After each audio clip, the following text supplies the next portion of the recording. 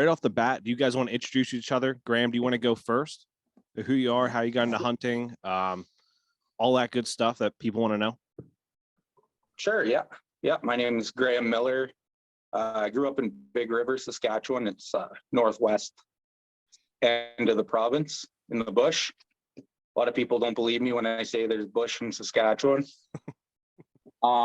Yeah, so I got into hunting. My dad wasn't really a big hunter. He was allergic to everything, so couldn't really hunt too much. But he did take me when I was 12 years old, when I was first old enough to hunt. He took me, I shot a doe and kind of got me started. And then when I was about 17, me and my buddies just decided to go out and figure it out on our own. And ever since then, I've loved it. Man, so you currently live in Saskatchewan. I have to slow down to say that because I always mess it up when I say it fast. Yeah. You can say Sask. Okay, Sask. Okay. All right. Live in the Sask. Okay. Yeah, that's better. Yeah, that's better. Jared, how about you, man? Yeah, I grew up in actually Manitoba, Canada, and my family didn't do any hunting. But as I grew up, it was something that I had always loved. And I actually developed a lot of friendships growing up with other guys that hunted because that was what I truly wanted to do. Mm-hmm. And elk had always been something that I loved.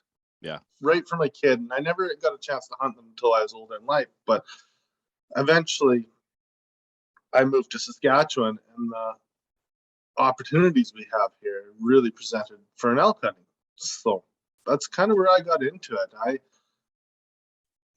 Graham worked with me for a couple of years, and we developed a great friendship. And yeah, we kind of just grew from there. Yeah, we kind of kept into contact. We didn't work together for about 6 years, and then one day he messaged me and he said, "Hey, I'm finally pulling the trigger. I'm going to go elk hunting this year. Are you in?" And I said, "Why not?" And we picked a spot, and away we went. We went, and for the last 2 years, that's what we've done. That is awesome. You bit the bullet and pretty much just went like that. I think that's what everyone in the hunting world wants to do, is just like, there's moments where you just want to bite the bullet and just go. Yeah. No matter what. Actually, like for the spot, like we did just pick a spot, but there was a guy I actually became good friends with, an older guy. He's about 65-ish, I want to say. And his hunting partner, who's 74, they actually kind of pointed us in a direction. And me and Jared are both pretty close with them now. We hunt close together, and we don't hunt together, but we'll go over there. We'll have them over for, supper and camp, from their camp over to ours, have a couple drinks. Yeah. By couple, you mean a lot, right? Yeah. Probably too many. Yeah. That's how it works though, man, right? Yeah. So talk about the elk population in the Sask. Like, because honestly, I feel stupid because I didn't know that there was elk up there. But like, so talk about that a little bit, because I mean, we all have cabins like in north central Pennsylvania. So like there's elk around our cabins. So we're used to seeing them out like that. But like, talk about the elk up there and what they're like. It's really, they're like any other elk. Mm-hmm. I've had lots of guys tell me that the Saskatchewan elk is like a whitetail. You got to pattern them and blah, blah, blah, blah, blah, blah, blah. Mm-hmm. And that's so not true. Yeah. An elk is an elk is an elk. It reacts like an elk. It's, they're vocal. They're the same. Yeah. Being where we are, we have a lot of draw units. There's very little places we can go where we can actually hunt over the counter. The draw units are usually pretty good because there's a lot more elk in Saskatchewan than what we what people think, Mhm. and they're pretty quality units. Yeah. But where we are, we've basically given up on the draws for us, because the generals, the over the counter units, we can hunt all of, well, starting August 25th to basically September 30th, archery and rifle, but the density's low. Okay. So when we're in there, it's tough. It's, yeah, like it's I don't really know how to put it. Like, Yeah, it's a tough hunt in the open season areas, the over the counter areas. It is a tough hunt. You hear a lot of people say it's not even worth it, but I think me and Jared have a formula that works now. Right. We're just building on that. We know we've proven that it works, and we're learning, right? Mhm. We're amateurs. We're just learning as we go. Yeah. Yeah, But because I was gonna ask, like, how easy is it to get to tag or anything? Because like in Pennsylvania, it's a lottery system, and Mhm. I mean, I could put in every single year, and I might not get drawn to hunt an elk in Pennsylvania for 30 years.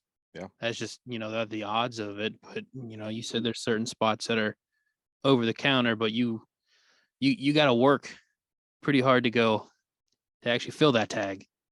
yeah. Yeah. So like the draw units, it all depends, but you're looking at 5 to 10 years to draw a tag. Okay. All right. So Yeah. it's if you want to hunt them every year, the options are pretty limited. Yeah. See, I take that though. I take every 5 to 10 years Oh, over That's Pennsylvania's better odds. than the 30 years. Yeah. Yeah. It's really not bad. No. Yeah. Like he said, 5 to 10 years. Some guys get lucky and every 5 years they're drawing a tag, but Wow. we like to be able to hunt them every year. So we want to learn to hunt them. We like the early season. That's where we've killed 3/4 of our elk so far in the early season. Okay. All right. And like we listen to a lot of different podcasts, and like for elk podcast, both me and him, we listen to a lot of Paul Medell. Okay. Yeah. Yeah, the elk nut. Yeah. He really gave us a lot, helped us with the learning curve early on. And yeah, that's Wow. one guy we always go to listen to for calling elk advice, and he's usually on the money. Yeah. So talk about the calling, because I mean, I see people and I've watched a lot of like elk calling competition and stuff like that. Like it looks intense. Like it looks like it's something that takes a lot of practice to make yourself. I guess you don't want to sound perfect, because even with turkey, like you kind of just, if you mess up, it's just natural. Like no turkey is perfect sounding all the time. I have heard a lot of different people tell me that are quite experienced elk hunters that some of the worst elk calling they've ever heard have come from a real elk. Yeah. Like you could win a world championship and sound great to a human, but you might not call it an elk. Yeah. I mean, you even hear that with turkey competitions too. Like someone sounds perfect on stage. Like, okay, so this has anything to do with it, but like I saw a reel on Instagram. It was like the husband calling competition, and it was like wives calling like their husbands. It was like that's what I picture. Like just a terrible sounding elk call sometimes works better than an actual perfect one. Because in real life that those wives are not calling their husbands the way that they're calling them in the competition. It's Get over here, your get mother. over here now. They're not yodeling at him. No. Yeah.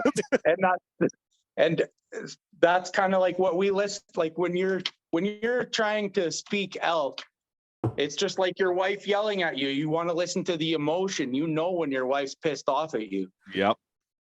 And When that you listen to name it comes out. Yeah. Oh man, what was I gonna? I had something to add. I completely I had those moments where I just completely forget, and it's just gone. You have I have dad brain right now. Dad brain, yeah. Baby brain. So I get that we'll a lot. We'll do this today. Yeah, Andrew, do you want to bring up the debate topic with the It was the one that we just discussed today, correct? correct? Yep. Yeah. Okay. So let me find the exact wording we had. So our topic today is the fact that sometimes you have zero right to retrieve a wounded animal that you yourself wounded and possibly killed on private property. How do you guys feel about that? How do we feel this should be approached from a multifaceted view or perspective, from the landowner, from the hunter? How you guys feel about that? Kind of I feel like completely wrong, but it's kind of a double-edged sword. Like, guys might, take it, use it to say, oh, he ran onto your land, when really the guy just shot it on his land. Mhm. Right. But I never agree with letting an animal go to waste, right? Yeah. Like, not giving a guy opportunity to go retrieve his animal. Yep. Jared? Yeah, it's something I struggle with. I've never been in that situation. I hope I never am. Mhm. But anytime I've had an animal go onto someone's land without permission, they've always been really accommodating. So it's, I hope I don't have to deal with it. But I guess it is what it is. I don't agree with them not letting you retrieve your game. It's Mhm. one See, of and those things. that's something we might have to start dealing with. Like, up until this year, was it last year, Jared? They just changed the rules, the laws in Saskatchewan. Like, you used to be able to hunt. Like, I never did it. I'd always get permission if I'm going on someone's land. But up until, I think it was this year, in Saskatchewan, if a guy didn't have his land posted no hunting, you could hunt it legally. You could hunt a non-posted piece of land. Wow. Yeah. So, but they changed it. So now you need permission. You need written permission now. Oh, wow. I mean, that's kind of like up near our cabins. Like, no one has their land posted, and you just kind of People walk everywhere. It's just kind of Yeah. a respect thing up there, because like we have, like my family, we got 25 acres up on the mountain, and then there's people around us with cabins and everything, and people walk through the property on all the time because there's nothing's posted. There's no like, oh, here's where the property starts. Here, I mean, there's some markers here and there so we know where it ends and the next one begins, but like it's just more of a respect thing, kind of like we're not going to come through and trash your place, and And that that's how, stuff. that's how me and Jared were raised. Like, both of us, I think we agree, like, we're not going to step foot on someone else's land unless we have permission. Unless back when it was the old rule, getting back to the topic, like, if it was good then, because if you shot your deer and it ran into the next guy's land and he didn't have it posted, you could just go grab it. Right. Now, how would you two feel? Okay, so say someone denies you access. You shoot one. You can stand on that border and you can see that deer, elk, whatever, right there. You go ask permission, do the right thing like we all would do. Go ask. That person says, absolutely not. You cannot come on property and get that. Because here in PA, the Game Commission, they can go and ask a person for permission to do. If they deny that person, if they deny Game Commission permission, they can't do anything about it. They can't go retrieve your deer for you. So then it's like, at that point, for me, I would be like, if I can see that from where I'm standing at, this is going to sound, I mean, people can judge me all they want, but man, if I can see that from where I'm at, and that I'd try all avenues to get access to that property to go retrieve that deer, and I know it's dead, I'm not going to let that thing just lay there. Like, I'm going to go take it and let it at that. Like, I'll go in the morning without any lights and get that thing, and then that's it. I agree with you. Yeah, I think that's completely wrong. If, like, the Game Commission can't even, if they like in Saskatchewan, they wouldn't be able to deny the conservation officer from entering their land. Yeah.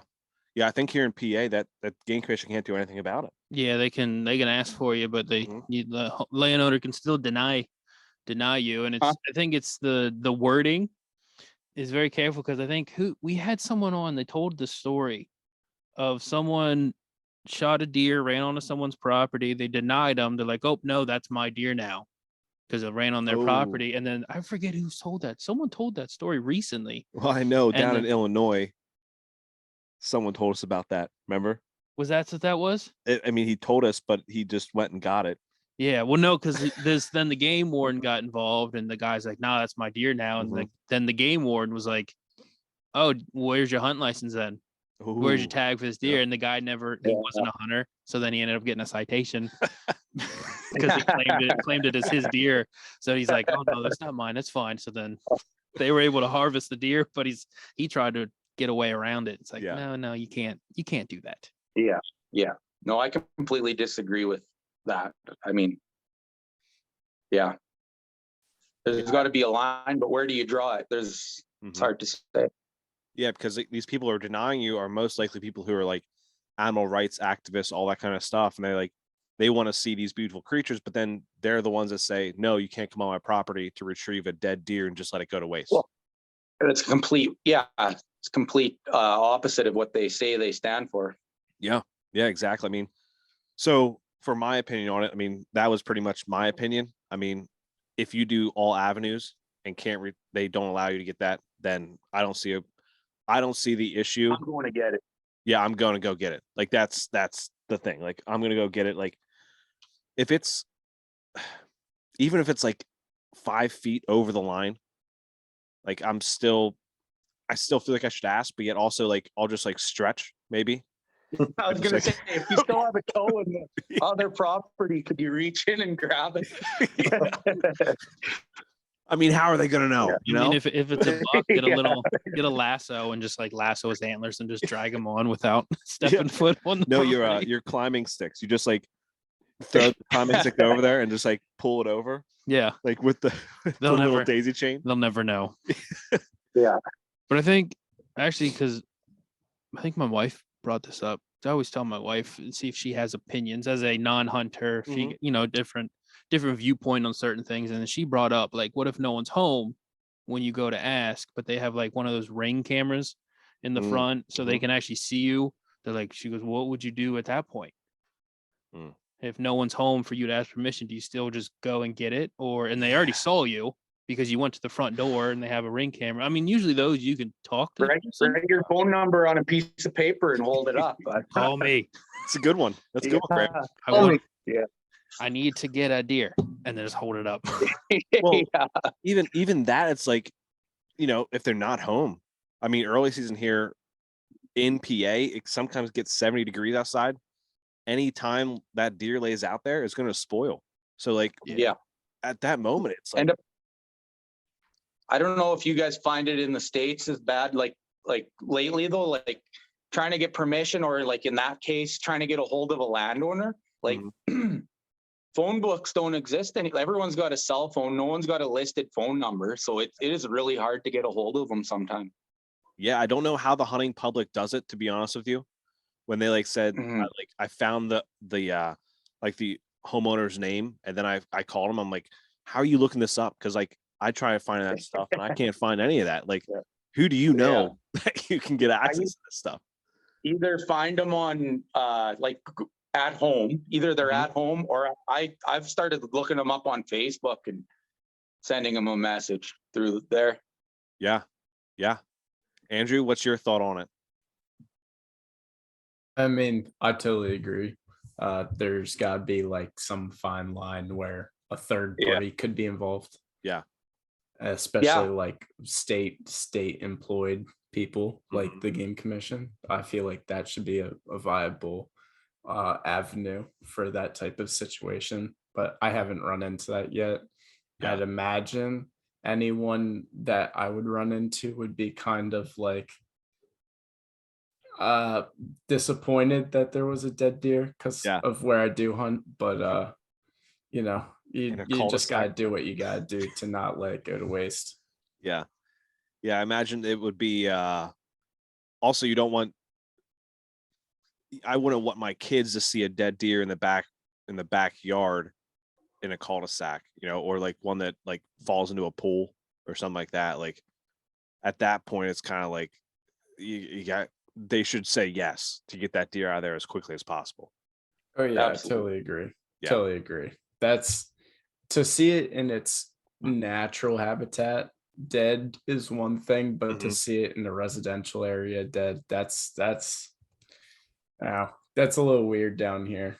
Yeah, I even hate seeing them dead on the road. To be honest, like it Yeah. sucks to see any animal other than like skunks and raccoons dead along the side of the road. I just just They sucks seeing they them. got their part too to play, but Yeah, yeah, I gotcha. not a part I like. Yeah. Oh, speaking of totally off topic, but like dead animals on the side of the road. Yep. I saw a dead coyote down here. Vine Street exit near Fulling Mill Road exit. Yep. There's a dead coyote right before the Vine Street exit. Dead Cody. Dead Cody. There's a dead Oh, Cody. Dead Cody. Dead Yeah. coyote. I've never That's seen rare. Is that rare? Yeah, I around mean, right here to see one dead on this uh-huh. on the side of the highway. You don't see those dead on the side. Really? They're around here. Mhm. There's, Oh yeah. There's plenty of them around, but you really don't see any dead. They avoid they're smarter than deer Yeah. because they Yeah. avoid the roads completely around here. Well, here in PA, we're not like California. We don't build bridges for animals to run over. Yeah, we just hit them. Yeah. for the mountain lions to cross. Yeah, we just run them over. Yeah. Well, cool. That was a good debate topic right there. We're pretty much all on the same page with that one, but it was a good topic. I think so. Because I think, I think Game Commission does need to be more involved with that and shouldn't be able to just take no, like up in the Sask, Yeah. Yeah. And again, like there's the difference between, like you said, you can see it there Mhm. and the guy clearly shot it on the other land. And then there's a difference between a guy, a quarter section in on someone's land. Yep. Who clearly shot it on their land. Like you know what I mean? Yep, absolutely. Yeah. So how was your guys' season this year, 2022? Well, yeah, 2022, 2023 season. It was great. Yeah, go ahead. We had a blast this year. Yeah. It started out on, I don't know, I think it was August 6th. Okay, August 6th. Wow. Yeah, it was pretty cool. Like, it was one of these times where I haven't been calling. Normally I'm calling like all summer long. Yeah. And just practicing and doing my thing. And I hadn't had a read in my mouth. I hadn't been doing nothing. And season's coming fast because the 25th, we're going hunting, right? So you're saying August 25th, right? Yeah, August 25th is our opening day. Holy shit. Wow. So the 6th of August, I'm sitting out on my deck and I don't have any neighbors. It's 2 miles to my closest neighbor. Yeah. Nice. So I'm hanging out on my deck with my dogs. It's dark. And I'm like, I'm gonna throw a reed in my mouth and I'm just gonna play, right? Yeah. And a lot of our calling entails bull sounds. I very rarely cow call. Okay. It's all bull sounds. So I'm just going through some location bugles and I'm doing some whiny whatever. And my dogs, I got 2 black labs and they just go absolutely ballistic. I'm like, oh, that's kind of weird, eh? Whatever, don't think much of it. And they calm down and I carry back on. And all of a sudden I get answered by an elk. I get a bugle and a chuckle. Yeah. I'm like, huh. And I know there's elk in the area. There always is a few around. And yeah. I was like, holy shit, it's August 6th. Like, what are they doing? Bugling. Right? Like, yeah. So I immediately got my phone and I text Graham. I'm like, man, I just got bugled at. So whatever. About 15 minutes go by and I bugle back and forth and we play around. I play around with this elk and I'm trying to get it on videos or something so that I can prove to him this is actually an elk. Yeah. And eventually I did, and so on and so forth. It was he like didn't right even on. have to prove it to me. But when he sent me the message that he had an elk bugling, there was a hint of doubt in the back of my mind on August 6th. And he sent me the video. I was like, holy shit, he's telling the truth. Yep. So when you were so shocked by this, like, what's like their rut time frame up there? Because you start August 26th, so like, what's the time frame for their rut? I would say it seems to be getting later every year, but by about the 15th of September is when they're really starting to get into it. Okay, so about So- he was bugling about a month before even like the rut. 100%. A little over a month, yeah. Wow. Yeah. Damn. And like, so I got up the next day and I went out and I started looking for tracks, and my yard's fairly treed in and I could see his tracks. He was about 75 yards from where I was calling. Okay. And that was with my dogs going ballistic too, right? Yeah. You know, Yeah. you would think he would have took off, but no, he played for quite a while. Damn. So that's when we got really excited for the season. That's why he said that's when our season started. Yeah.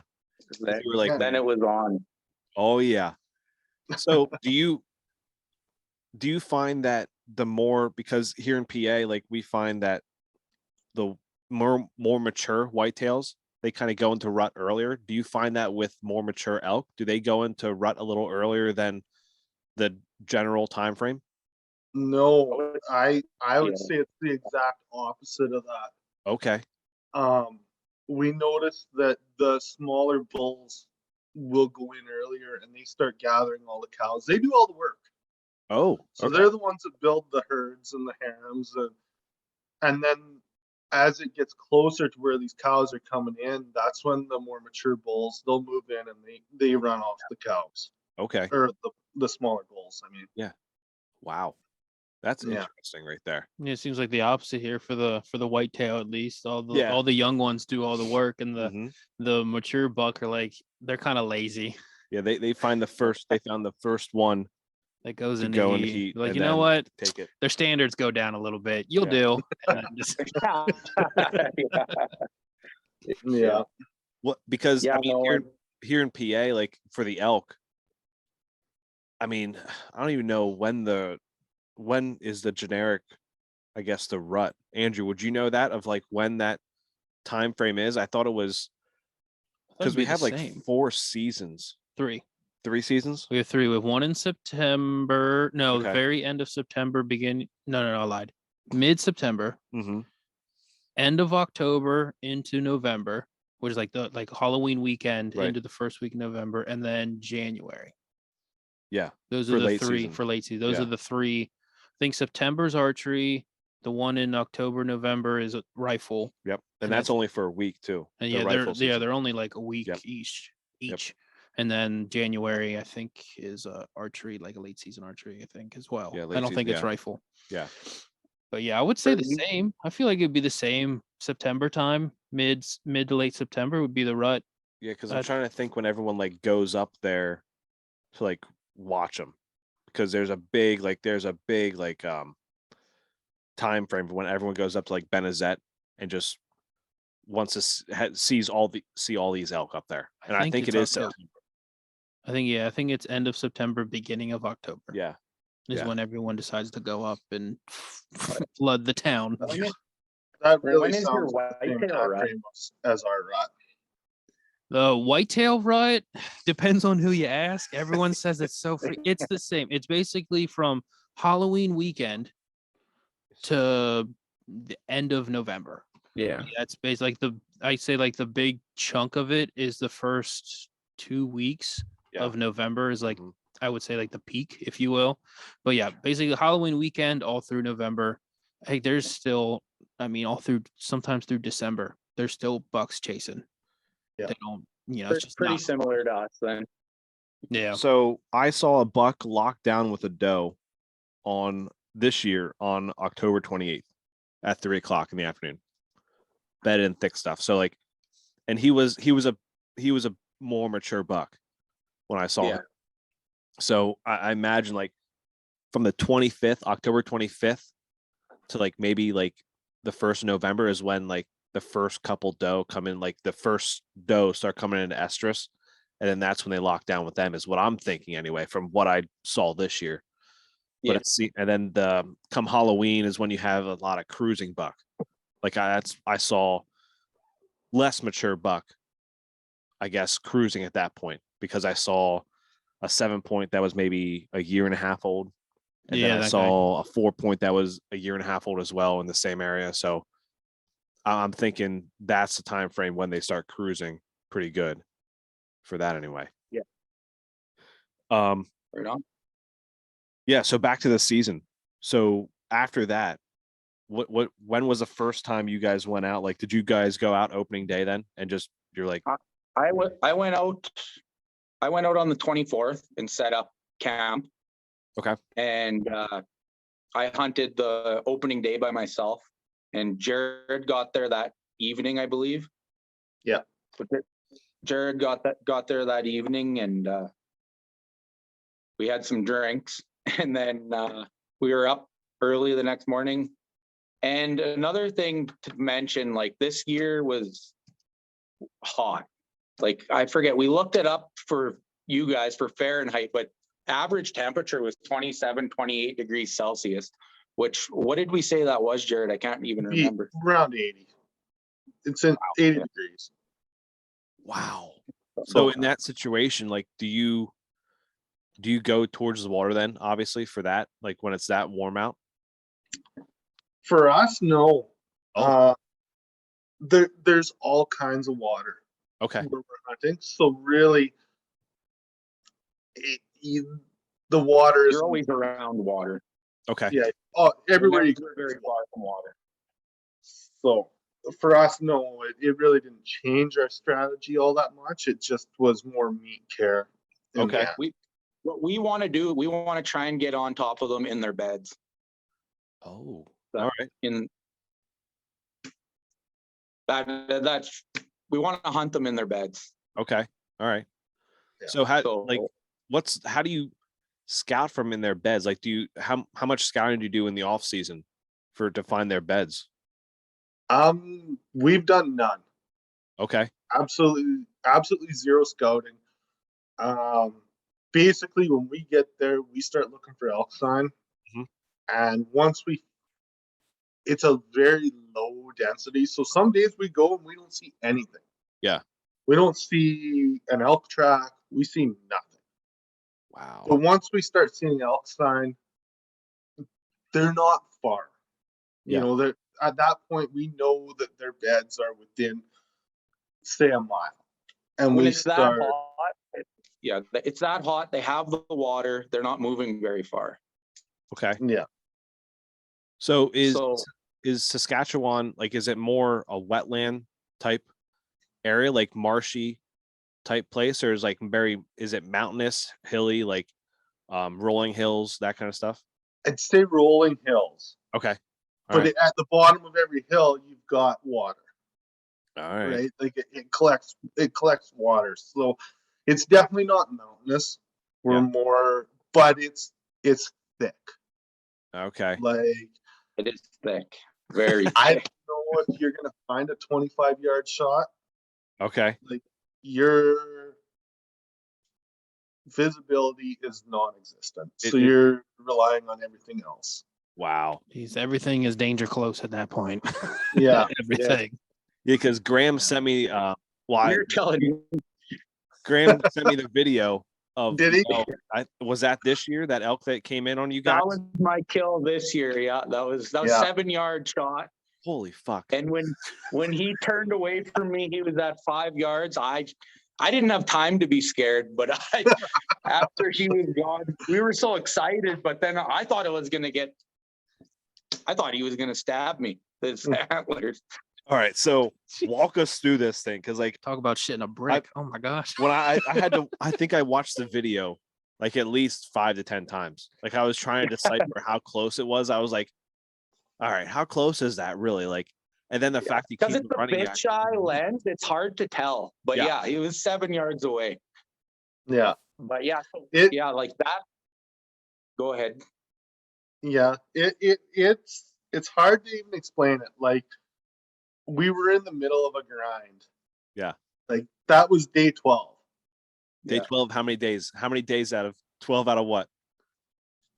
So that would have We been have 12 it or 15 that we were hunting. 15. Oh, Yeah. It was we were coming to the end of our hunt, and we had it. Like I said, it was hot. We put on a lot of miles through the bush, through the thick bush. We had our lows. There was a lot of lows. We were getting frustrated, yeah. So- and Before we get in that Yeah. story, talk about that because you're going day 1 to day 12.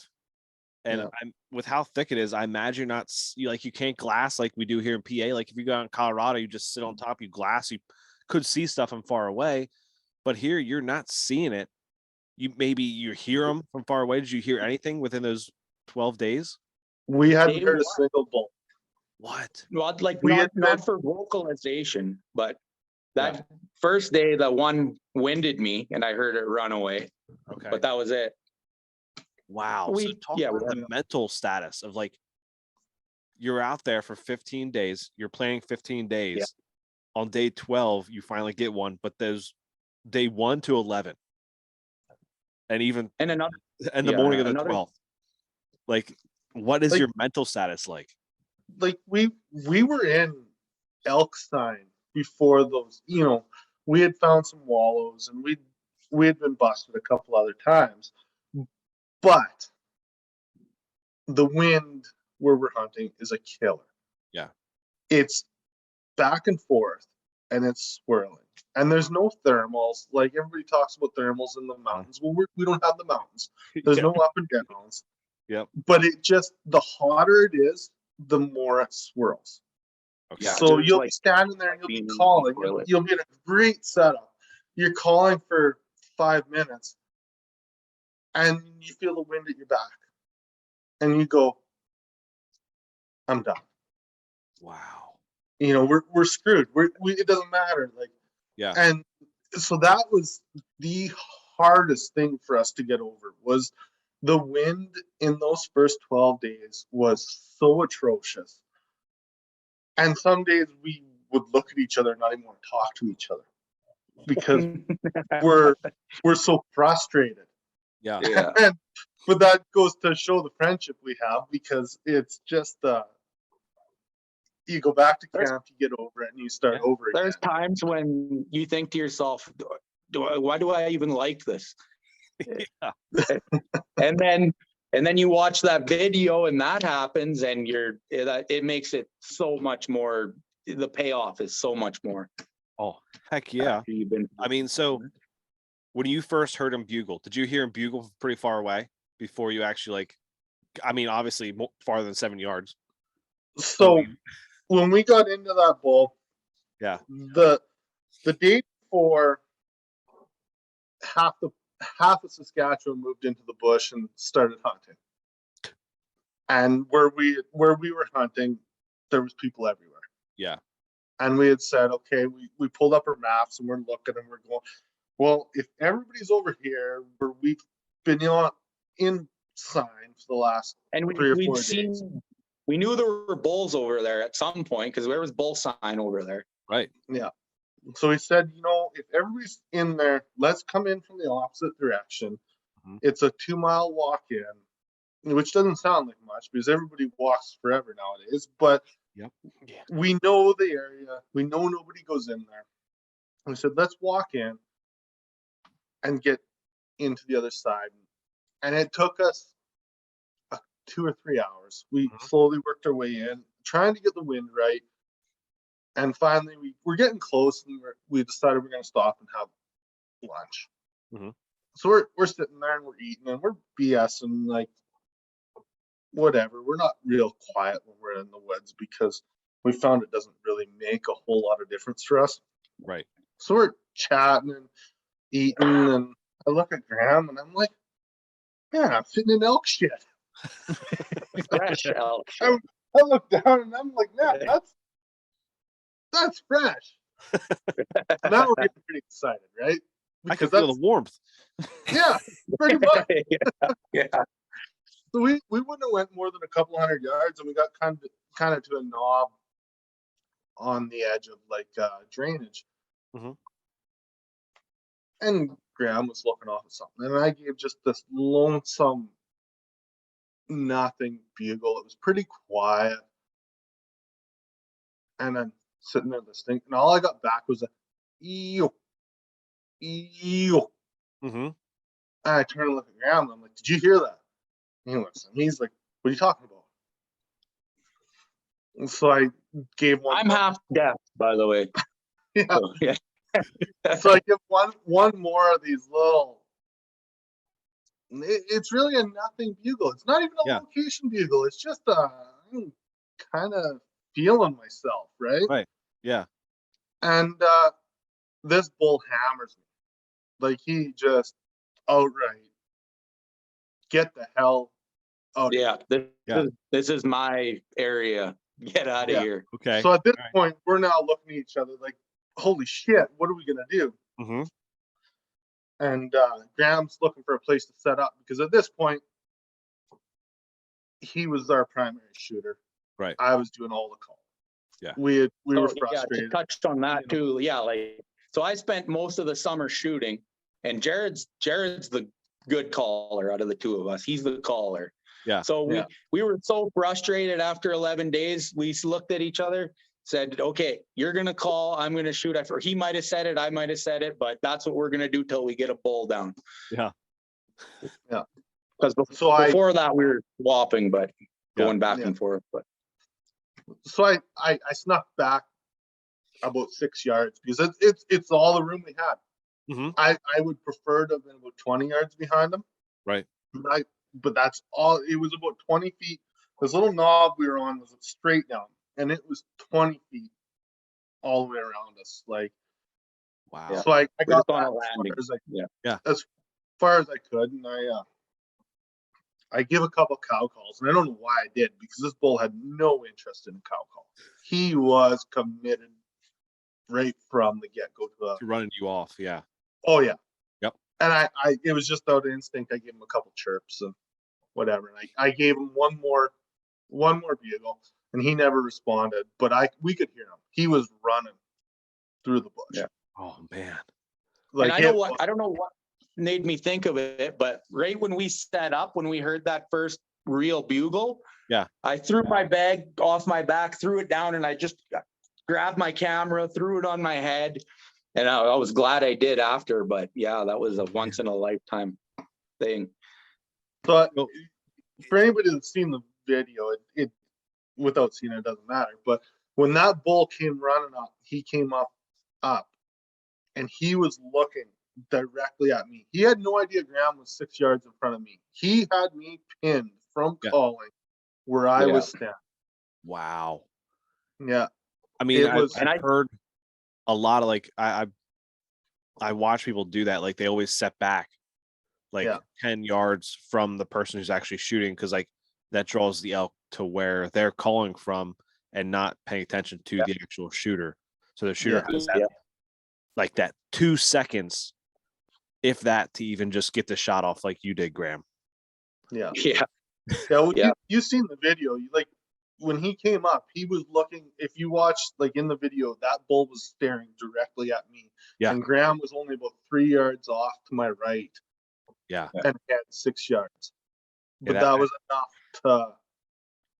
Man. But yeah, that's how we always set up, like you said, like we always set up so that for an elk to take a look at the caller, he's got to come out into the obviously the shooter's range. And that's just We're setting up for him to come in search of the caller.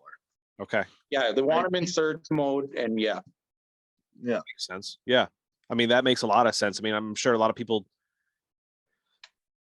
listening to this, like, they probably go out by themselves. Like, we know a few people who went out by themselves and did everything by themselves, but in that situation, you can't do anything if you're by yourself. Like, if you have two people, that's like the ideal situation where you can set up. If you're gonna do it by yourself, you have to be both people. So you do some calling and then you sneak up. Okay. So they're searching behind you, right? Yeah. I know people say about, like, throwing your call, like, especially with the grunt and stuff like that. Like, you throw your call, or like, is that could you set up in one spot and like possibly throw your elk call somewhere else, or? my experience with it, Mhm. you can try. Yeah. But I've always it's- been picked. Yeah. Yeah, it's pretty You know, hard and to I find. called bulls solo and I've killed them solo. Okay. It's all about your setup. Yeah. And like I say, I've tried, but even still, when they come in, they have me pinned. Yeah. They know where I am. Yeah. Okay. I don't know if you guys have done any coyote hunting, but it's the same with a coyote. We When you're like to say we try. yeah, when you're called, you try. They know where you are, right? Yep. Yeah. Yeah. The raccoon picked us out first. Yeah. Damn raccoons. So Graham, walk us through that moment of right before he gets to 7 yards and you release that arrow.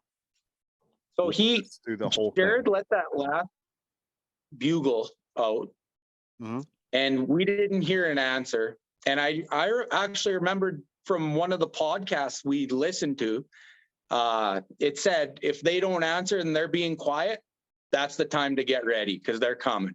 Okay. And that's exactly what happened. So I'm sitting there, I kind of get ready to draw back. And then I hear a branch, I hear him coming, I hear a branch break, and then I see a flash of antler.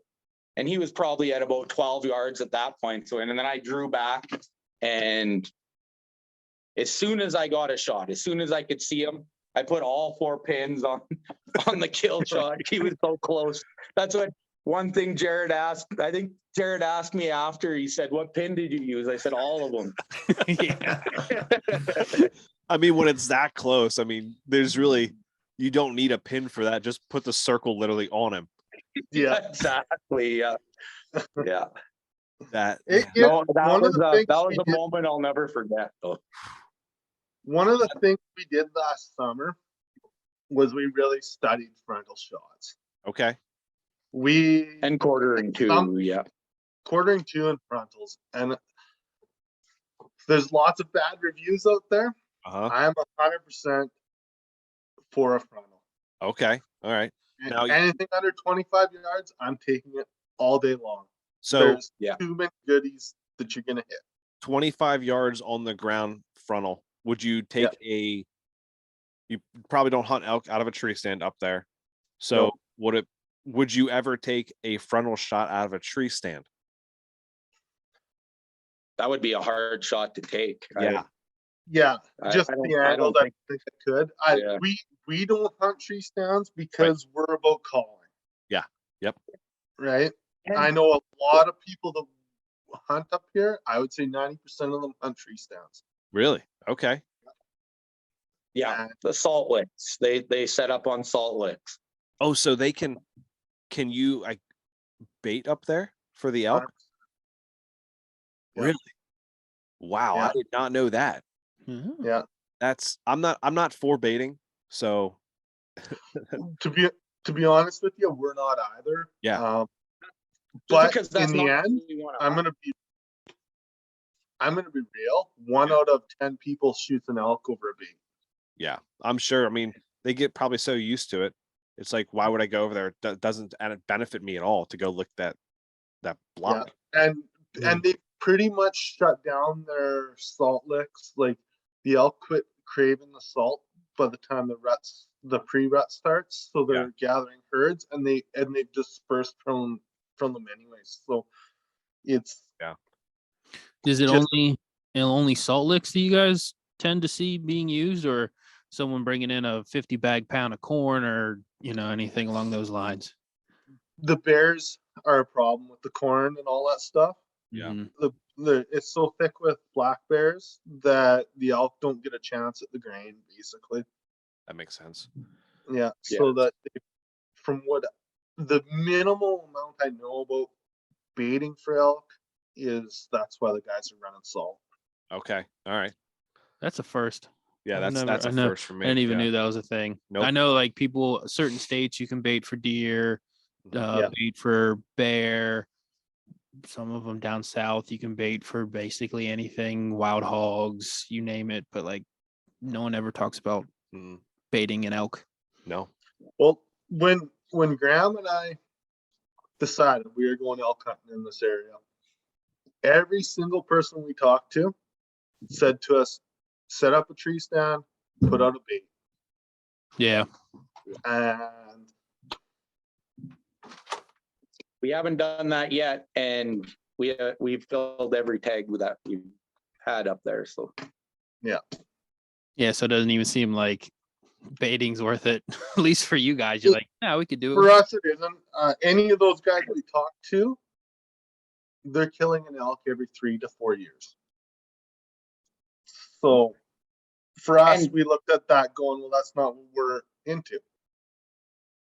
Yeah. You know, and I guarantee none of them have had an elk run within 7 yards. Like, No. to me, that's what it's all about. That adrenaline. Yeah, that would be. Oh my god, that'd be so much more fun. I mean, I can And only if imagine how you felt, in that situation.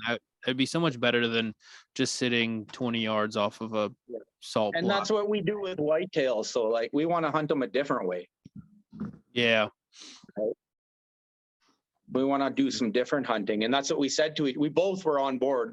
This is how we wanted to do it. And because, like you guys said, we can't glass them, we have to call them. that's our options. We've had multiple guys tell us, if you want to kill elk in the thick bush, you quietly cow call. Yeah. That's the only way. That's the consensus up here, is to quietly cow call in the early season for the most part. And we've like our tactics in the early season is, so in the early season, bull elk are they're establishing their pecking order, right? Just like any animal. Yep. They're establishing their pecking order. They know every other bull elk that's in the area. So we come in and we're not out there challenge bugling in the early season. We're just lightly bugling, just display, like bull's just, he's raking a little bit, and we're trying to get them to come check us out,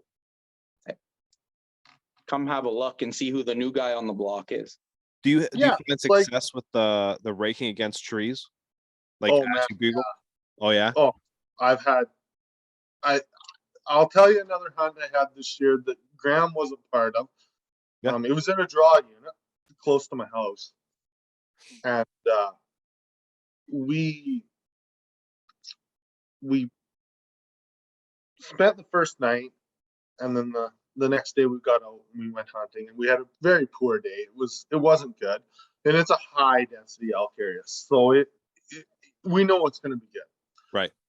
So that night we're at camp and we're all sitting around visiting, and at about 11 o'clock I said to my friend that shot an elk in there the year before that I called for him, I said, let's go, we're gonna go find some elk. Mhm. So we drove through this area and did some bugling and calling, and it was tough. They weren't talkative at all. But we did find a couple, and we were like, okay, well, that gives us a target for the next day. Mhm. And we're heading back to camp. And I said, you know what? Pull your truck over where we parked last year where you shot your bull. Let's see if anything answers there. So we stopped there, and we hopped out of the truck, and then the truck basically shut off, and I throw a reed in my mouth, and I'm giving a location bugle. Like, I don't wait. I don't care. It's a high density area. So I let off location bugle, and the woods just lit up. There must have been between 6 and 8 bulls just singing. What? Some would have been within a couple hundred yards of the road. Some a mile and a half. We didn't know. So we looked at each other and we're like, okay, so we're going tomorrow. Yeah. So we head back to camp, and 4 o'clock rolls around pretty quick. And we're back there in the morning, and we pop his tailgate down, and we sit down with our coffee, and the bulls were just screaming. Both sides of the road, they're just torching off. And your heart rate's high, hey? Yeah. You're like, man, this is flipping awesome. That's what I was going to ask, is like, being that you do it so often, does the bugle still get your heart rate going just as much as like that first time you hear one? Oh man, it's indescribable. It's unreal. It just makes the hair stand on your neck. Yeah. So we got rolling that day, and we had a couple encounters. And at about lunchtime, we sat down and we had lunch, and we did some cold calling. Mm-hmm. And we're getting up ready to leave, and it was kind of a small body of water we were calling by, and we walked 30, 40 yards, and we got busted. A bull was coming, but we were too impatient. Yeah. I was the only one of the group to seen him, and when he was running with his head tucked behind, it would have been a 325 to 350 inch bull. He was a quality bull. Oh boy. Wow. And so that sucked, but whatever. It Yeah. was what it was. We got back to camp, and that night we said, I know an area. We've had elk before. Let's just go in and do some cold calling. Yeah. So we get in there, and we're standing there BS and talking, just like you would on the street. Yep. I don't find that it makes a big difference for me about talking in the woods. Mhm. And so we're sitting there and we're BS, and finally said, okay, well, it's getting an hour from dark. Let's let off so I give just a location bugle, just whatever, just kind of nothing major. Mhm. And we instantly, a bull started raking about 250 yards away. It wasn't far. Like, we're sitting over a little body of water that you could shoot within 150 to 200 yards, because the guy that had a tag had a rifle tag. Okay. And so we're just sitting over this, and this bull started raking. I was like, holy crap, right on. And then a bull bugle. Oh. And I'm like, oh, nice. And another one bugle. I'm like, right on. So I moved back quite a ways, probably about 40 or 50 yards, Okay. just to get myself away from the guys that were shooting. And all I did from that point on was rake. And I beat the living crap out of trees. And I couldn't see what was going on, but I could hear there was a bull. The first bull we heard raking, the guy said, was just a little 4-pointer. Yeah. So they passed him. And I could just hear a bull running through the bush. Oh man. And he was running. You could hear his antlers clanking and banging and running. And all I did was raking. I wasn't doing any more bugling. It was purely raking. And he came out at about 250 yards. He was a nice 5-point. Mhm. And my friend's son had the tag, and he was willing to shoot anything because he only had a couple days to hunt. Right.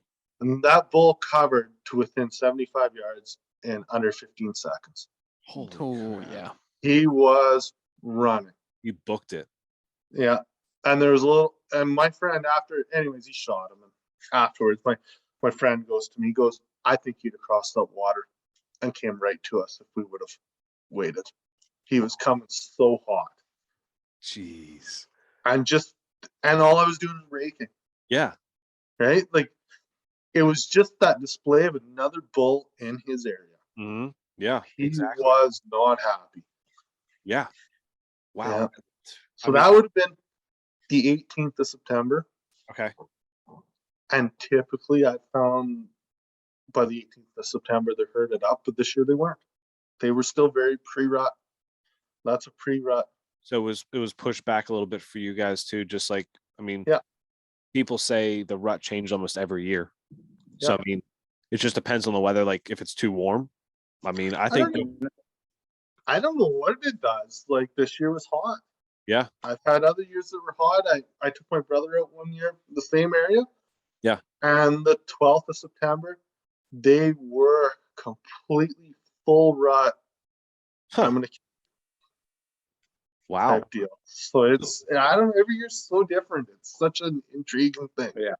Jeez. Because I know in PA, I think it's different depending on if you go to the north part of Pennsylvania compared to down here in the south part where we're at. Yep.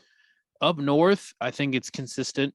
at least up in my cabin, it's always within the first 2 weeks of whitetails, November yeah. for whitetail. Yeah, Yeah. always first 2 weeks in November. Mhm. It's consistent. I always get them on trail camera. Big boys And I've seen coming that too through. this year.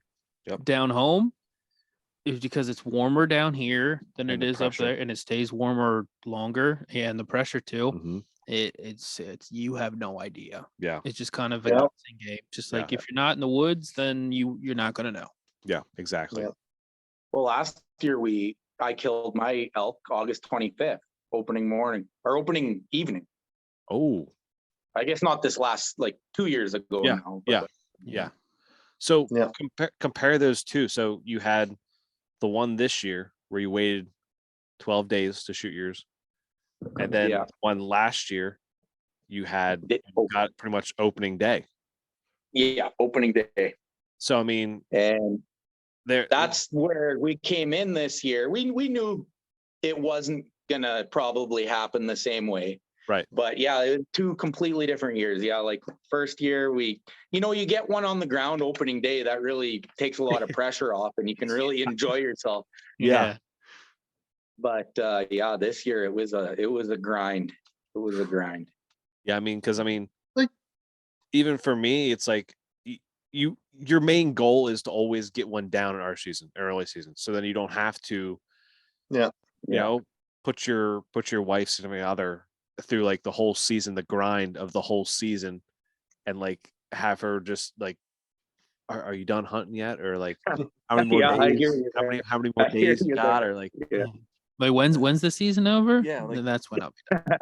yeah, I mean, they're very supportive and Yes. appreciative of everything, like that they like to meet, all that kind of stuff. But it's like, I also want to spend time with my family. It's like I find peace in going to the woods and doing all that kind of stuff. But also it's like, also don't want to be out here every single weekend. Like it's so. I have a wife and 3 kids, and yeah, it's hard. Yeah. And my oldest, my daughter, she's going to be hunting age next year though, and she's been shooting her bow, so we're going to get her out into the elk woods and Ooh. see what happens. How do you think she would react with an elk at 7 yards? I think she'd be It's hard to cool as say. a cucumber. Yeah. You won't know till you find out, I guess. I don't know how I would react with that bull 7 yards from her. That would be me. Yeah, I don't know. Like, I have a daughter on the way, so like I don't know how I would react with that either. It's like, Ready because to grab her and run. yeah, like as a That's what I think. I might push her out of the way or something. tackle her to the Yeah. ground, yeah. But as a father, like you Yeah. always want to protect her. Like that's like, Yeah. Yeah. I mean, yeah, we can do it. Like it happens to us, but it's like to have it happen to your kid. It's like you don't know if that's going to be the same outcome that you had. No. But It's probably the most exciting thing I'm looking forward to is Graham's got kids that are just getting into that hunting age where we get to take them. It's not going to be about us. Right. It's all about the kids, right? yeah. We can do whatever, but so that's where I'm excited. In the next 10 years, we're going to be calling elk for his kids. Man, that is exciting. That's really Oh. exciting because like, Yeah. oh man, that makes me excited to think about that. Just to think about, obviously like not elk hunting down here, possibly elk hunting getting drawn, but man, just to get your kids out in the woods and to possibly have them love what you do. Absolutely. Yeah. That's what dreams are made of right there. Yeah. Well, we're going to set up camp this year on the 24th of August. Okay. And Graham's going to be here coming and going, but I'm going to be there till October 1st. Wow. And do you do a wall tent, all that kind of stuff, or what kind of camp you setting up? Pretty much. It'll be a wall tent. Yeah. Okay. Yeah. Yeah. So we're about, from where we can drive to, we can quad in from there. Okay. But it'll be about a 12-mile quad in Oh, wow. and then set camp up.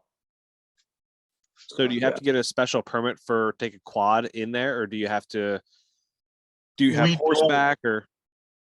No, no, we're good because it's all state-owned land Okay. and it's been logged. So we're driving down logging roads that have been gated off. Okay. All right. Yeah. So what are the seasons like up there? So how long does archery season stay in for? And then you said there's a rifle season. So what are the So, seasons like for up there? we've got from the 25th of August till the 9th of August for an archery elk season. Okay. And then at 9th of that September. point, the 15th of September to the 30th is and anything goes. Rifle, archery, muzzleloader for elk. And then there's a 6-day moose season in there for archery. Moose season. Yeah.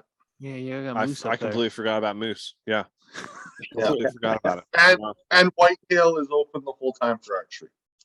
So because obviously here in the States, you think of whitetail as like the main, well, not all throughout the US, but like whitetail is like the main thing to hunt. So up there, Yep. it's the main thing to hunt is elk, or is it still whitetail? It- Whitetail. It'd be whitetail, yeah. Okay. Yeah, But- like we both They're big up there. hunting whitetail. Yeah, like everyone hunts whitetail. Yeah, that's how everyone starts. But Okay. I We would have say a- it's whitetail, and then you're into mule deer. Yeah. And probably elk's the last on the list. That people don't even know the opportunity we have for elk up here. Even if they live up there, they don't really know about the opportunity.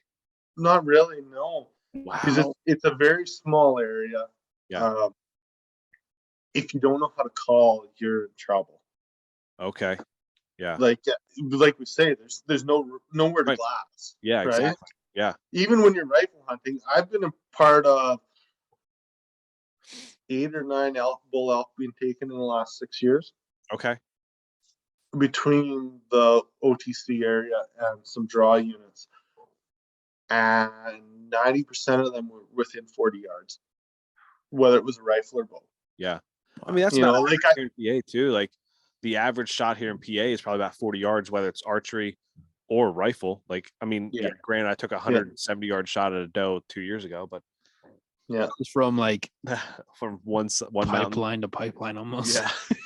Yeah, that was a little different.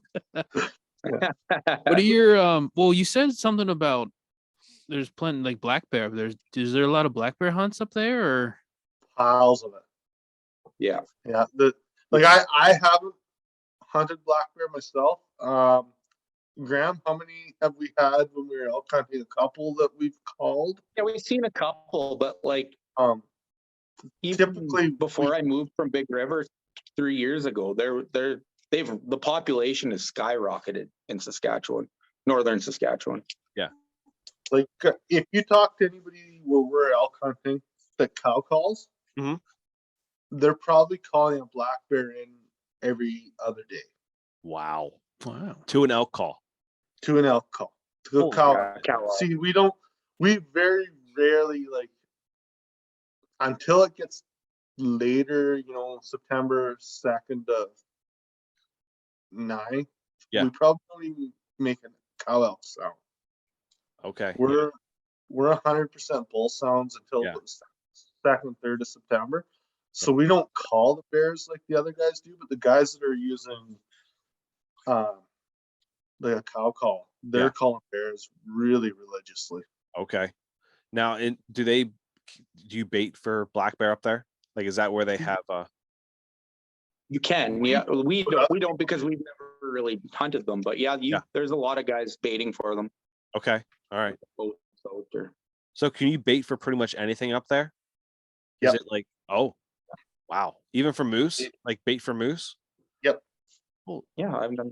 I'm Although not I've sure never how heard you of it. would, but you can. Yeah. Yeah. I have you guys gone moose hunting? Like, is that something you guys do up there? I have, Personally? yes. Okay. I have not. I haven't been successful yet, but I Okay. have quite odd. We go pretty much every year. Wow. I got moose populate, not so much where we elk hunt. I go farther north for moose hunting, Okay. but it's such a low density area that it's like buying a lottery ticket. Okay. All right. So the moose population isn't very high up there then. No, Okay. where we elk hunt, it's a little bit higher. Yeah.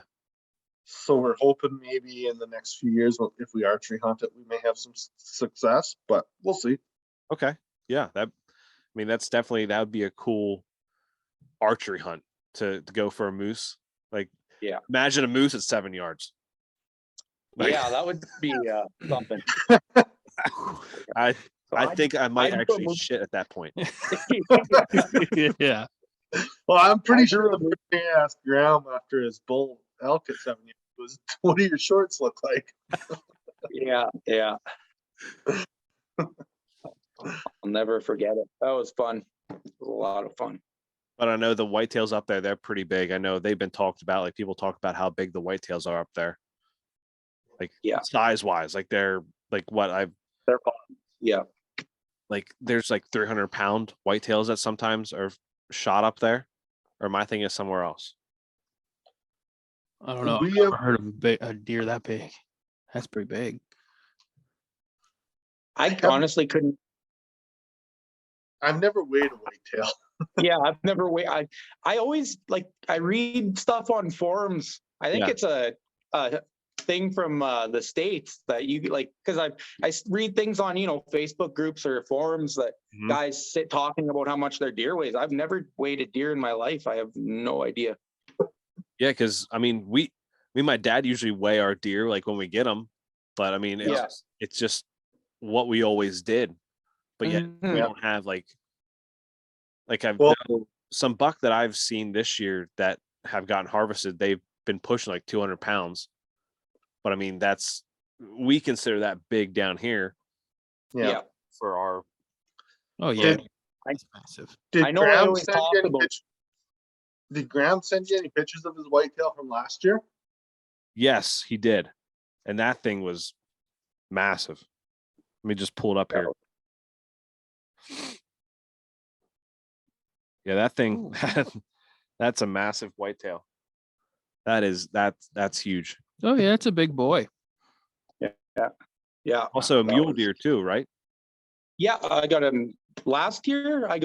Last year I got a mule deer and an elk with my bow, and then that I got with my 270. That's so nice. And just And this year I got a smaller 5x5 with my 270 whitetail, and then I got a mule deer in velvet this year, and then that elk. yeah, man, that's and do you pack them out like all these? Like you don't like the whitetail mule deer. I mean, the elk you'd have to pack out because there's no way you're dragging that shit. So like Yeah, the elk we had to whitetail. pack. Typically I can get right to the deer. Okay. All right. I'm not hunting the bush. Oh, okay. Like- All right. Big bush. I'm in the ag land. Okay. So is that it for the whitetail mule deer? Are those ones that you're kind of in a tree stand at that point? Yeah, a ground blind, or Okay. I have a tree stand set up too. But with the mule deer, I do spot and stalk. Oh, That's Okay. a lot of fun. But so it's kind of cool. I do my early elk, we do our calling, and then I go do a spot and stalk mule deer, and then I sit in my ground blind or my tree stand for whitetail. But yeah, wow. it's a lot of fun. A lot of opportunity in Saskatchewan. People don't even realize. Yeah. I mean, I never even thought about it, to be honest with you. I mean, because everyone from here, from in the States, are like thinking about going out to Montana, going to Colorado, going like out west somewhere to go hunting, or down Texas or Yeah, Florida to hunt smaller deer. You know, it's just, you know, we think about inside the state here. We never really think about going Yeah. outside. yeah, But I mean, yeah. that's- Go ahead. We've thought about, we've thrown around the idea of going to maybe Alberta for an elk hunt or something too, like next province over. yeah. Where's But I- again, I'd love to do a mountain elk hunt. okay? All right. So would that I be should- like an Alberta place, the mountain elk? Because I'm not familiar with any place up there, to be honest with you. Yeah, like to be honest, I'd love to even go to Colorado and do a Colorado elk hunt Okay, yeah, type deal, because for me that's a bucket list thing. Whether I kill an elk, I don't care. Yeah. Yep. I just want to experience it. Yeah, well, we have a buddy out in Washington. If you ever want to go out to Washington, because he's Yeah. been trying to get on some elk and he has zero luck. Like he's got on a few, but they've been Yeah. like, Yeah. deep down inside What's the it like? collars. What was What's that? it like for a non-resident to get it tagged? In Washington? Didn't he say it Yeah. was over the counter? I'm pretty sure it's over the counter out there. I Is think. that? Yeah, same with that in Colorado for right now. It's Yeah. over the counter. But there's been talks about possibly removing that because so many people are going out there and just, Yeah. I mean, the elk they don't have any room to really grow. Like they can't get big out there. I mean, here in PA, we have probably some of the biggest elk because we only have, I think it was 180 tags, 178, 180 tags that were picked Yeah. last year. And 90, what was it? 90,000+ applications every single Yep. year From in and out. across the United States of people wanting to get a tag. And Wow. there's less than 200 tags Yeah. given out every year. That's why it might take you 30 years to actually get drawn for one of these. But we have some world record elk because they have no pressure. Like they have that, Yeah. they have a week, 3 weeks pretty much of like early archery. Then they have 3 weeks of rifle, then 3 weeks of late season, or a week. I mean, Oh, a yeah. week each. Yeah. So like they only have a week Did you say of that. You say that there's around 200 tags drawn? Yeah, 200. I And think how close many, to 200. how many are filled out of the 200? do you think? Almost 100%. Yeah. It's Yeah. almost Is it? 100%. Yeah. Yep. The majority, because they break it down into zones. They have 14 Yep, 14 zones. 14 zones. That's all obviously all in up north central area, Pennsylvania. And there's public land. You can go hunt elk, but a lot of this is private land through outfitters. You got to get permission. It's just one of those, like, you're gonna have to go with a guide to get on some of Oh, yeah. these. The coveted area is obviously Benazet. That's a touristy area, but then that's where a lot of the big bull are, because you have a better opportunity. What is it? Oh yeah, right here. So 178 elk licenses across 3 seasons last year. 60 antlered, 118 antlerless. Mhm. I could look up the numbers to see how much was harvested. And is there like for the antler, does it certain number of points or? I don't think so. I don't think so. No, it's just like No? shoot whatever. Because I've saw some pictures of people shooting spikes before. Like it's just, if you wait however many years to shoot an elk, like You're to not- get drawn here, if you're a PA resident and you wait Mhm. 70+ years, like I've saw ones where 73-year-old just got drawn for the first time and he shot his first bull elk. Like it's like, Yeah. but then again, most of the time that people go out, they're going with guides. So you don't go out by yourself on public or anything like that. Like, because these guides have access to private here in PA that no one else has access to. So they're leasing this property from the property owners, and they're the only ones that get access to it. And that's where the big ones are. So I mean, you can do public land, a DIY hunt here in Pennsylvania, but obviously I think it's slim. You're not going to get as much of an opportunity to get on an elk as you would with some of these, I guess you say, the coveted areas. Yeah. If you're waiting that long for a tag, I question whether you want to, you know what I mean? Like, I think I'd probably guide it too and look for that big one. yeah. Oh yeah. Yeah. Just Absolutely. saying. Yeah. If I was, if you got to wait 30 years anyway, why not go try the over-the-counter stuff that's not quite as easy to do? and that was my exact thought, is like, yeah, I'm still going to be applying. Like I still going to apply because like I'm a PA resident. So like I would love to get a PA elk. Like it's a bucket list thing. But like if I have to wait 30 to 70 years to get drawn, like I might as well do an over counter somewhere. Like the closest state to us, I think, that has elk is, I know, well, Virginia does. Virginia has some elk. West Virginia, I think. Virginia, West Virginia. I don't know if you can hunt them there. I don't think you can hunt there. Tennessee has them, and then like you have Kansas, because Josh from Elevate Sand Company. Yeah, the got was one? it the army base out there has, Yeah, but that's a whole separate. but you can't That's a even. You special have to be tag. resident there. Yeah, So it's like Oh, yeah. I wish PA would do that, where it's like only residents can apply for PA elk tag. You think it should be like that. If you live there, you should have your own opportunity. Yeah, yeah, exactly. At least a higher rate. But then also, you think about it, it's what, $11 and change to Yeah. apply each season. So say 30, just to say $33 if you apply for all 3 seasons. Multiply Yeah. that by 90,000 Mhm. plus. They're Yeah. not going to get rid of that for revenue purposes. But I think that If- also deters a lot of people from applying, a lot of PA residents from applying, because like they think, oh well, all these non-resident lower the chance of me getting drawn. So if you Yeah. would only open up to PA residents, I think a lot more PA hunters would apply no matter the price. Like if I For gotta sure. pay $100 to get in the drawing, I'm gonna pay $100 because it's only Yeah. open with PA residents. So then Yeah. 5-6 years I might get drawn. Yeah. So you were saying you have to put in for each season. So if you get drawn, you only get drawn for one of the season. Yes. Yep. And you only get Okay. drawn for, it's either a bull or a cow. Yeah. Like it's not both. And I think it's, if you get Yeah. drawn for a bull, you can't reapply for another, 5, I think. is it 5 years? 5 or 7. I think it's 5. I want Yeah. to say 5 years. But if you get drawn for a cow, you can Mhm. put back in the following year. Yeah.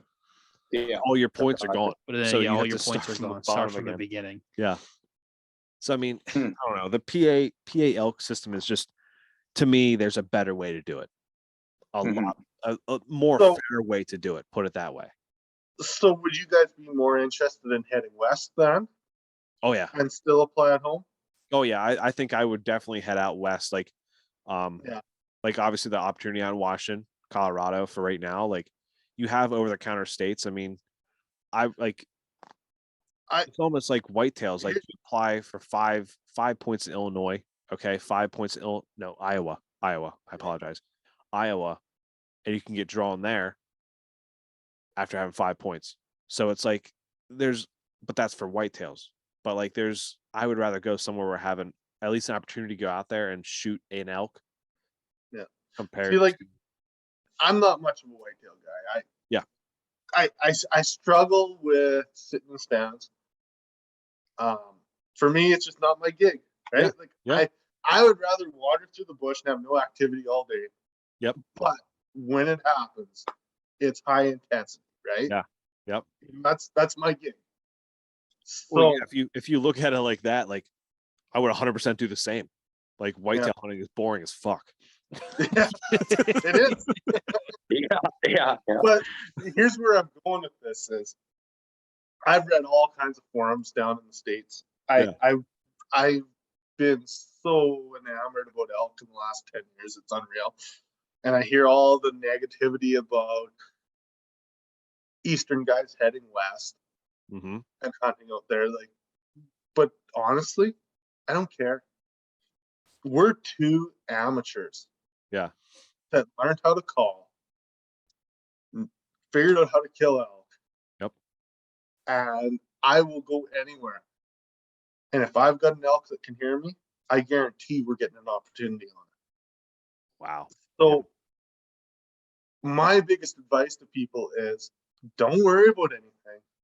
Learn how to call and just go do it. Yeah.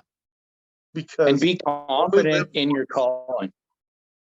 confidence. Be confident. Because if like even the first year, yeah, we did call that one in opening, but it was that last light on opening day. So we had a full day of setups where nothing came in.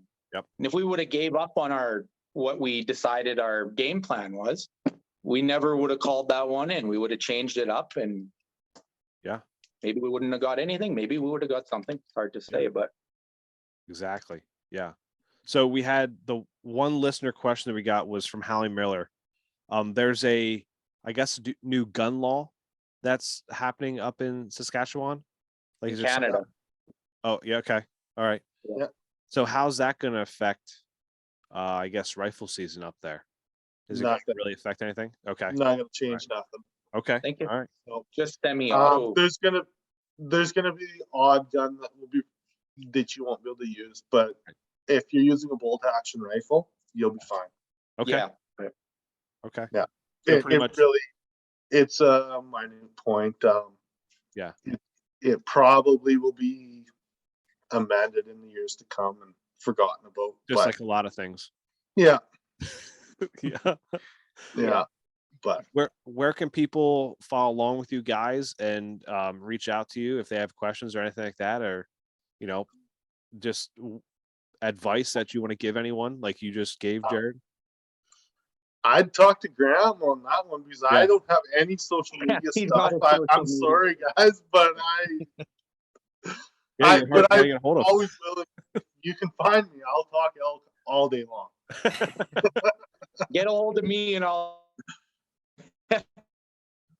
So yeah, it's my at Graham Miller 94 on Instagram, I guess would be the best way. Just Okay. check out all the hunts we've done. I post a lot of stuff for Jared too, because he doesn't have the, and he even talks like you guys could probably tell he's got the experience too. He's been very successful at calling in the last 6 or 7 years. Yeah. He's been a part of a lot of bulls being put down. Yeah. We'll have to get him in contact with James. Yeah. We'll get you We need in him. contact with our buddy James. Yeah, man, I'd love it. Hey. Like He loves his elk. anytime.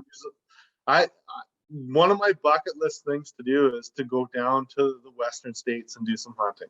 Hey, we know a guy. He has a place, and there's a lot of public around him. So Yeah, man, that'd be pretty cool. Yeah. Can I take Graham? I'm sure he won't care. He has a big enough house. He can, Yeah. and he How has would you beer. guys? So Wanna come? yeah, Yeah. Let's go.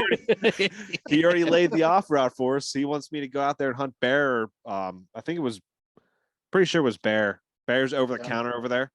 So I mean, that would be what he'd be like, hey, come out here for a spring bear. I'm like, well, if I didn't have a baby do. then maybe. Yeah. Yeah, but it's definitely hear something that. that I want to do. I want to go out there and help chase elk with him. Oh yeah. But I think, especially with how good you guys are, I think hooking you guys up with James would be ideal. Yeah, no, I'd love to. I'm all for anything like that. Yeah. Well, Sounds like a lot of fun. oh yeah, man. Well, thank you guys for coming on here. It's been a blast talking to you guys. And Yeah, talking it's about elk. flew by. Thanks for having us. Yeah, absolutely. Anytime. We'd always love to come on. Oh yeah. Well, maybe next season, just recap your season again. Oh, for sure. Absolutely. Yeah. Talk more elk stuff that we know nothing about. Yeah. Hey, but it's fun to talk about it, right? Yeah, Oh, exactly. you know it. Hey, Yeah. half the struggle of getting there is faking it the whole time. So Fake it till you make it, right? fake it till you make it. Exactly. Oh man. All right. Well, thank you guys for coming on here again, and good luck the rest of the season, or good luck scouting for next season.